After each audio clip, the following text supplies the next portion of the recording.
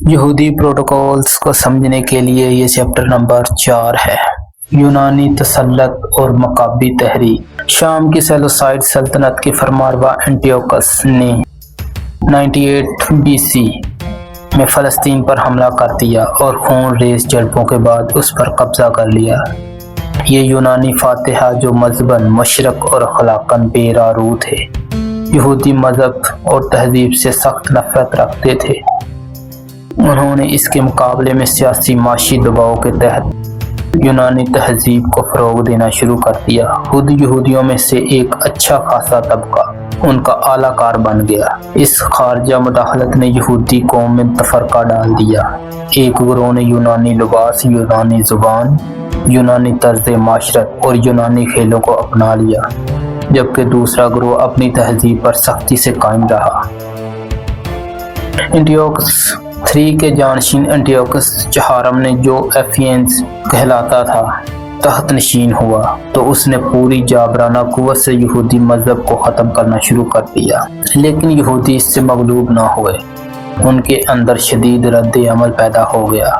اس کے نتیجہ میں ایک زبردست تحریک اٹھی جو تاریخ میں مقابی بغاوت میکابین ریوولٹ 164 سے 175 BC تک چلی کے نام سے مشہور ہوئی۔ اگرچہ اس کشمکش میں یونانیت زدہ یہودیوں کی ساری ہمدردیاں یونانیوں کے ساتھ تھی، انہوں نے عملاً مقابی بغاوت کو کچلنے میں گریکس کا پورا ساتھ دیا، لیکن عام یہودیوں میں حضرت عزیر کی تعلیمات کا اتنا زبردست اثر تھا کہ وہ سب مقابیوں کے ساتھ ہو گئے اور آخرکار انہوں نے یونانیوں کو نکال کر اپنی آزاد دینی ریاست قائم کر لی، جو 67 BC مسیح تک قائم رہی۔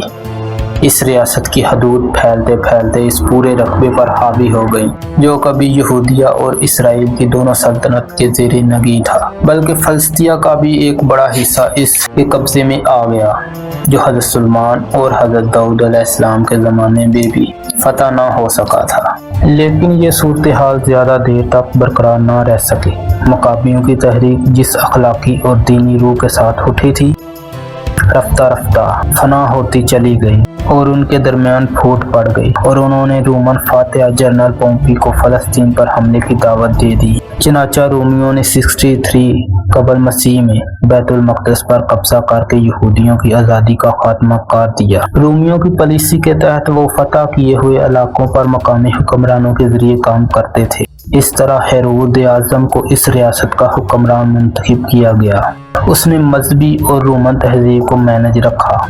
اس نے رومیوں کی خوشامد کر کے زیادہ سے زیادہ وفاداری کا مظاہرہ کیا اور کیسر کی خوشنودی حاصل کی۔ اس دور میں ایک بار پھر یہودیوں کی حالت انتہائی غیر اخلاقی اور دینی حالت بھی بگڑ چکی تھی۔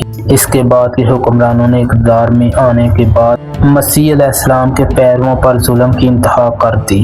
اس زمانے میں عام یہودیوں اور ان کے مذہبی پیشواؤں کی جو حالت تھی، اس کا صحیح اندازہ کرنے کے لیے ان تنقید کا مطالعہ کیا جانا چاہیے جو حضرت عیسیٰ نے اپنے خطبوں میں ان پر کی ہے۔ اس قوم کے سامنے حضرت یحییٰ جیسے پاکیزہ انسان کا سر قلم کیا گیا اور اس کی کوئی مخالفت تک نہ کی گئی، حتیٰ کہ پوری قوم رہنمائی اور راہ حق دکھانے والے عیسیٰ علیہ السلام کے لیے سزائے موت کا مطالبہ کرتی رہی۔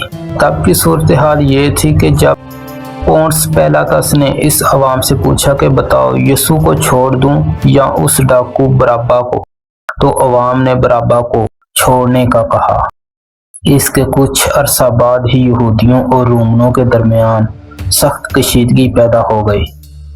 64 اور 66 قبل مسیح کے درمیان یہودیوں نے رومنوں کے خلاف اعلان بغاوت کر دیا۔ رومی سلطنت نے ایک سخت کارروائی کر کے اس بغاوت کو کچل دیا اور 70 قبل مسیح میں یروشلم کو فتح کر لیا۔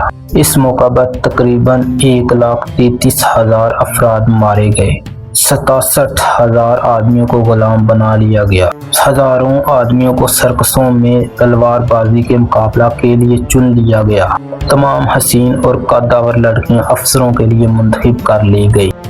हैकल सुलेमानी और यरूशलेम को तबाह कर दिया गया। इसके बाद फ़लस्तीन से यहूदी असर ऐसा मिटा कि 2000 बरस तक इसको फिर सार उठाने की मौका ना मिला। हज़रत मूसा ने इन पर नाज़िल होने वाली किताब अपनी अवाम को बहुत से तरीक़ों से समझाई और खुदा के अहकामात का दर्स दिया। हज़रत मूसा की इतनी परज़ोर ताकीद के बावजूद बनी इसराइल खुदा की किताब से गाफिल होते चले गए। 700 बरस के अरसा में तौरात मुक़द्दस बिल्कुल नापीद हो गई थी। मजहबी लोगों ने तौरात का हुलिया तक बदल दिया था, जो कि ज़्यादा कसूरवार भी थे।